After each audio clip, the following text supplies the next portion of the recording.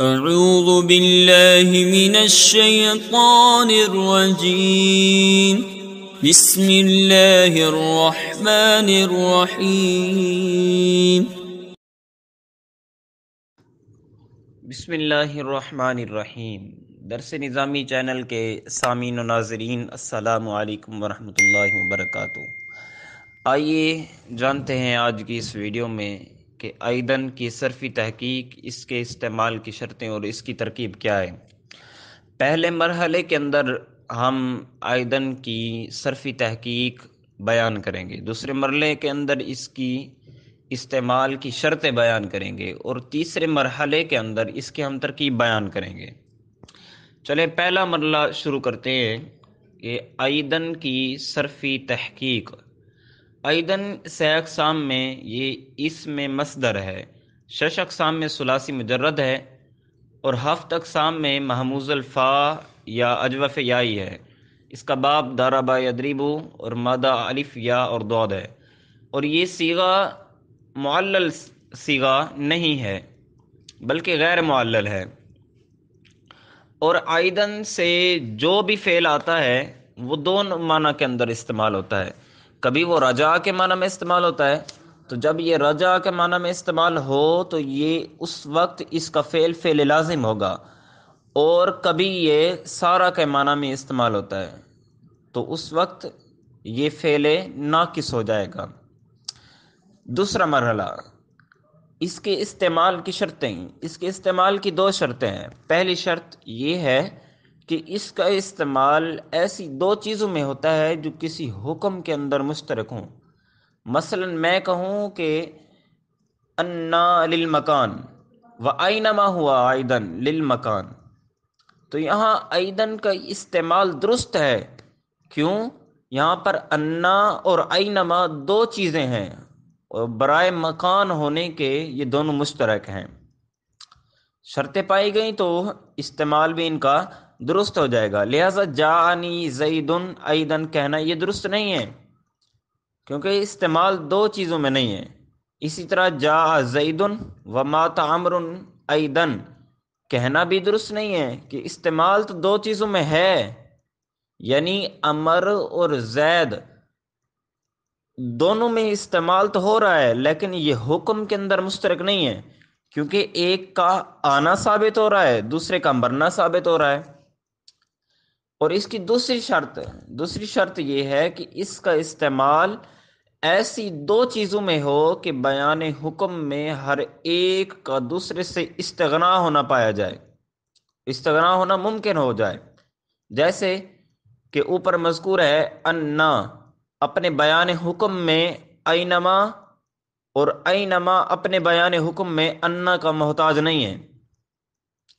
لہذا اسی وجہ سے اختصما زید و بکر ایدن کہنا درست نہیں ہے کہ 2 چیزوں میں استعمال تو ضرور ہے، یعنی زید اور بکر یہ دونوں ایک حکم اختصاص میں بھی مشترک ہیں، لیکن بیان حکم میں ہر ایک کا دوسرے سے استغنا ممکن نہیں ہے، کیونکہ اختصام 2 میں ہوتا ہے، ایک کے لیے ثابت نہیں ہوتا۔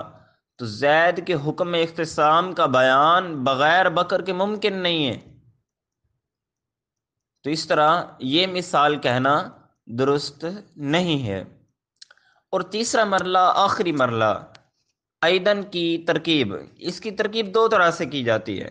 نمبر 1، فعل مقدر کا مفعول مطلق یہ بنتا ہے، اور تقدیری عبارت اس طرح اس کی ہوتی ہے کہ آدا ایدن بمعنی رجع رجوعاً۔ اور دوسرا یہ کہ یہ فعل مقدر سے حال بنتا ہے، ایدن اس میں فاعل کے معنی میں ہو کر تقدیری عبارت یوں ہوگی کہ آد ایدن ای ایدن۔ آئیے جانتے ہیں آج کی اس ویڈیو میں کہ الآن کی صرفی تحقیق کیا ہے۔ الآن 6 اقسام میں اسم جامد ہے، اور 6 اقسام میں ثلاثی مجرد، 7 اقسام میں محموز الفا اجوف یائی ہے۔ اس کا مادہ الف یا اور نون ہے۔ معنی اس کا اب اور یہ صیغہ معلل صیغہ ہے، اصل میں یہ اینا تھا، اور الآن کے شروع میں جو حمزہ ہے وہ حمزہ استفہام ہے۔ اس کے پہلے حمزہ وصلی، مفتوح پر حمزہ جب استفہام داخل ہوا تو دوسرے حمزہ وصلی کو الف سے تبدیل کر کے التقاء ساکنین کو وجوبی طور پر باقی رکھ دیا گیا، اور یا متحرک ماقبل مفتوح یا کو الف سے تبدیل کر دیا تو یہ الآن ہو گیا۔ اب اس کا فائدہ کیا ہے؟ فائدہ اس کا یہ ہے کہ یہ اس میں ظرف زمان مبنی بر فتح ہے، اور اس کے شروع کے اندر جو الف لام وہ زائدہ اور لازمہ ہے اس کو۔ اور اس کا دوسرا فائدہ یہ ہے کہ اس کی جو حالت نسبی ہے اس کی حالت جری بھی اسی طرح ہی آتی ہے۔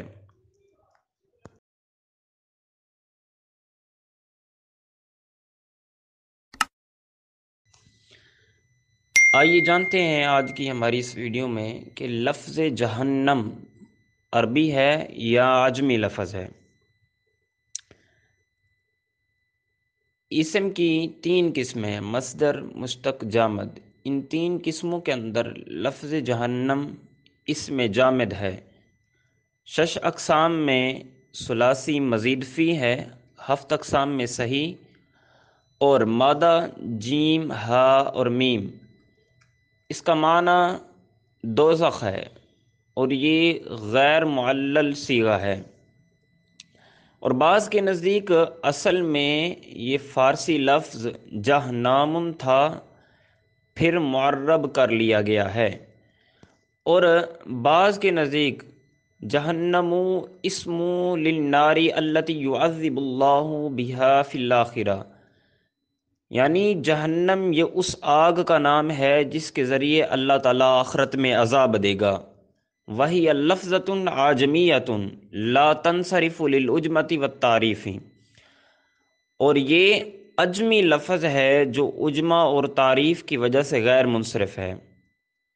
وقیل جہنم اسم عربی سمیت بہ نار الآخرۃ لبعد قارئہا، اور بعض اہل لغت کا خیال ہے کہ یہ عربی لفظ ہے، آخرت کی آگ کو جہنم اس لیے کہتے ہیں کہ اس کی گہرائی بہت زیادہ ہوتی ہے۔